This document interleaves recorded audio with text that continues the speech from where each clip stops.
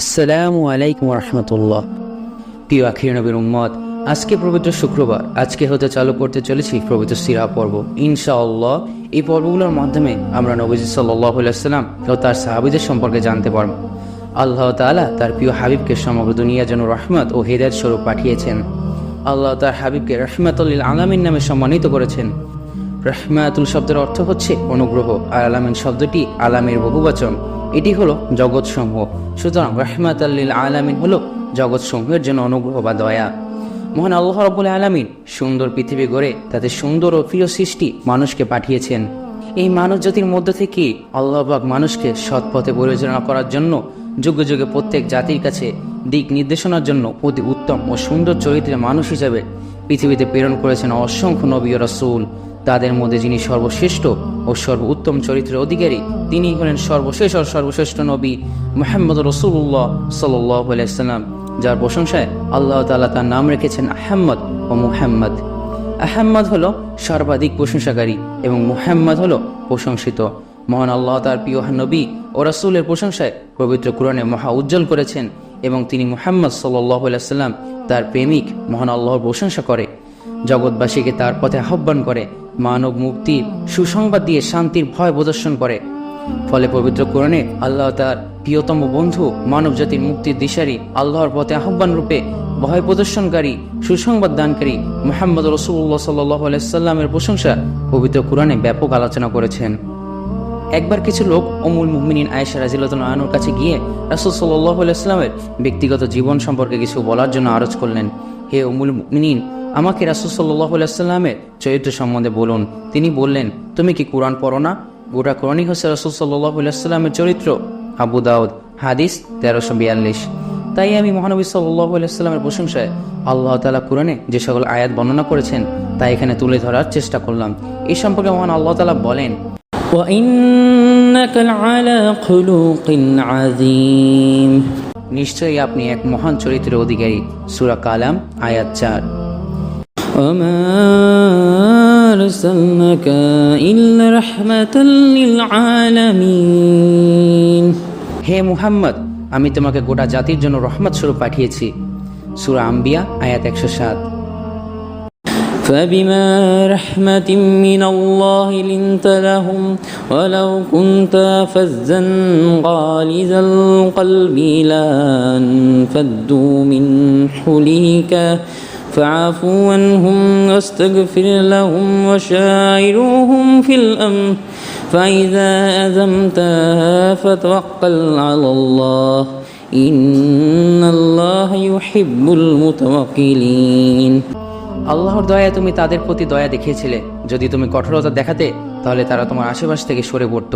সুতরাং তুমি তাদের ক্ষমা করো এবং তাদের জন্য ক্ষমা চাও এবং সৎকর্মে তাদের সঙ্গ পরামর্শ করো, এবং তুমি কোনো প্রকল্প গ্রহণ করলে আল্লাহর প্রতি নির্ভর করবে। নিশ্চয়ই আল্লাহ নির্ভরশীলদের ভালোবাসেন। সূরা আল ইমরান আয়াত 159। لقد كان لكم في رسول الله أسوة حسنة لمن كان يرجو الله واليوم الآخر وذكر الله كثيرا।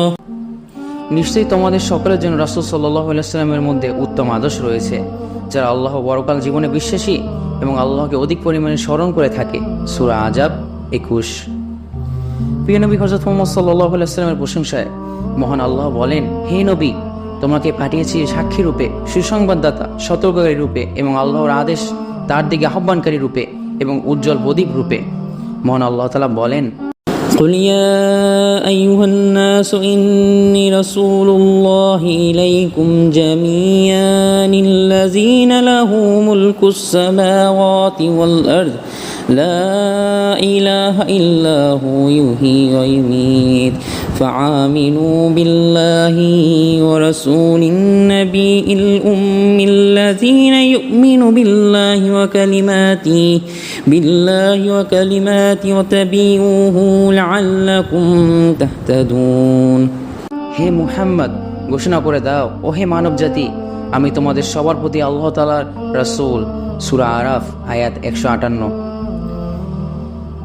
এবং আল্লাহ তাআলা আরও ইরশাদ করেন, قل إن كنتم تحبون الله فاتبعوني يحببكم الله ويغفر لكم ذنوبكم والله غفور رحيم।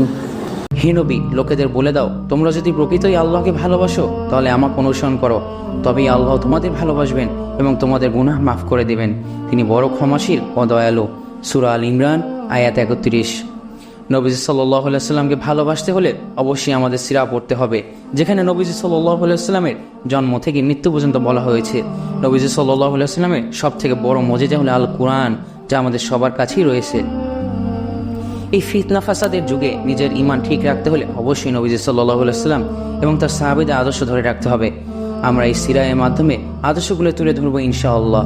নবীজি সাল্লাল্লাহু আলাইহি সাল্লামের চেহারা সম্পর্কে আব্দুল বিন সালাম ইহুদিদের একজন মস্ত বড় আলেম ছিলেন। তার নাম ছিল হাসিন। রাসূল সাল্লাল্লাহু আলাইহি সাল্লাম মদিনায় এলে উনি তাকে দেখতে যান এবং দেখতে গিয়ে তিনি বলেন, আমি রাসূল সাল্লাল্লাহু আলাইহি সাল্লামকে দেখেই চিনে ফেলেছিলাম। তার চেহারা একজন মিথ্যাবাদী চেহারা হতে পারে না। তার যে ধারণা জন্মে সেটাই তিনি এখানে বর্ণনা করেছেন। তিনি ঈমান আনলেন এবং তার ইসলামের নাম হলো আব্দুল্লাহ। তার সম্পর্কে বারা বিন আজেব বলে, পূর্ণিমার চাঁদের মতো গোলাকার, তার মুখমণ্ডল পুরোপুরি গোলাকারও ছিল না, তবে প্রায় গোলাকার। হযরত আলী রাদিয়াল্লাহু তাআলা আনহু বলেন, প্রশস্ত কপাল, বাঁকানো চিকনো ঘন ভ্রু, উভয় ভ্রু আলাদা, উভয় ভ্রুর মাঝখানে একটা উঁচু রগ ছিল। রাগান্বিত হলে এই রগ স্পষ্ট হয়ে উঠত। মহানবী সাল্লাল্লাহু আলাইহি সাল্লাম যেমন অতুলনীয় গুণ এবং বৈশিষ্ট্য অধিকারী ছিলেন, তেমনি ছিলেন রূপের অধিকারী, ছিলেন একজন পূর্ণাঙ্গ মানুষ। মহান আল্লাহ রাব্বুল আলামিন তাকে অতুলনীয় বৈশিষ্ট্য দান করেছিলেন। আল্লাহ পাক তার প্রিয় নবীর সম্মানে বলেছেন, ইন্নাকা লাআলা খুলুকিন আযীম, অর্থ নিঃসন্দেহে আপনি সর্বোত্তম চরিত্রের অধিকারী। এটি এমন তুলনাহীন গুণ যার কারণে মানুষ তার প্রতি ছুটে আসত। তার প্রতি মানুষের মনের ভালোবাসা ছিল বদ্ধমূল। মানবীয় গুণবলের সর্বোত্তম বৈশিষ্ট্যের কারণে তার সহজাতির রুক্ষতা পুরোপুরি পরিবর্তন হয়ে গেছিল। হে আল্লাহ, আপনি আমাদেরকে এমন সুন্দর নৈতিক গুণ চরিত্র দান করুন, আমিন। ইনশাআল্লাহ পরবর্তী পর্বে আমরা আরব জাতির বংশ বিস্তার নিয়ে আলোচনা করব। আসসালামু আলাইকুম ওয়া রাহমাতুল্লাহ।